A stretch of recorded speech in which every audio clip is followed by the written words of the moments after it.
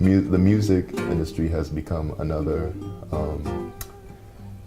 like if you can't win the lottery, go and try to become a rapper or try to become a singer, and that's that's the availability of technology has allowed people to record and do different things, and it's a good thing because people get to express themselves, but it changes how people view artistry and musicianship, because just because you're able to record or play doesn't mean you should. Yeah, exactly. Well, you can because people can use it as a hobby, because music is a very powerful thing. Right.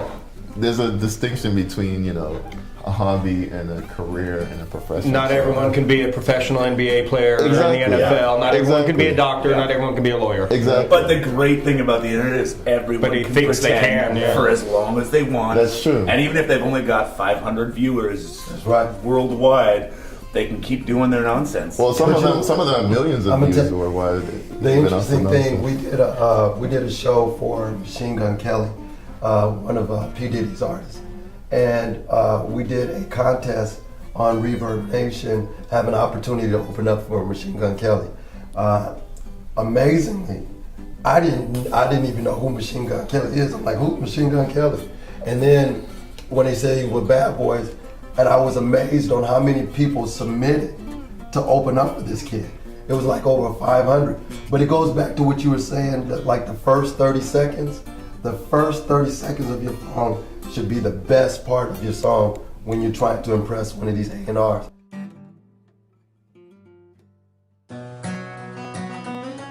Yeah, no, it's true. I think it's finding any angle.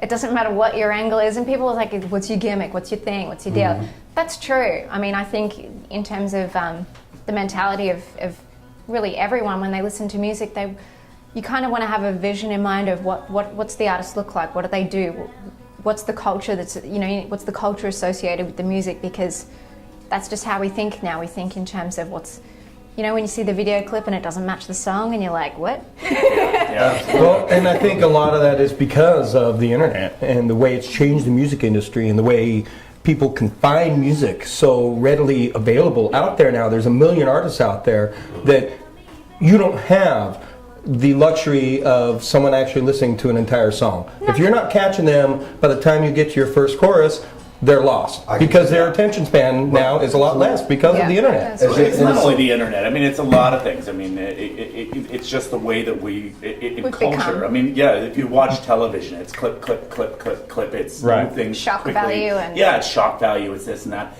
I mean, we could go on and on about how it brings on ADD and all this other stuff that people are thinking about now. But sometimes as an artist, it's just a matter of sort of removing yourself from that fast-paced world and sort of settling down, and sometimes it requires stepping out from where your comfort zone is and going somewhere else. You look at somebody like Jimi Hendrix, and much like you, Jimi Hendrix had to go out of the United States to kind of find himself. I mean, as an artist, when you moved from here to France, did that sort of bring you back into? Definitely. I think anytime you move anywhere, there's a period where there'll be a lot of introspective moments, and you'll have to kind of face your demons and get to know yourself on a different level. If you're doing it correctly, you can continue to run. And I think, honestly, when you go through something like that personally, it affects you artistically, because they only go hand in hand. So being out of the country definitely made me into a stronger and more honest person, and then that translated into my music more honest also. art. Yeah, exactly.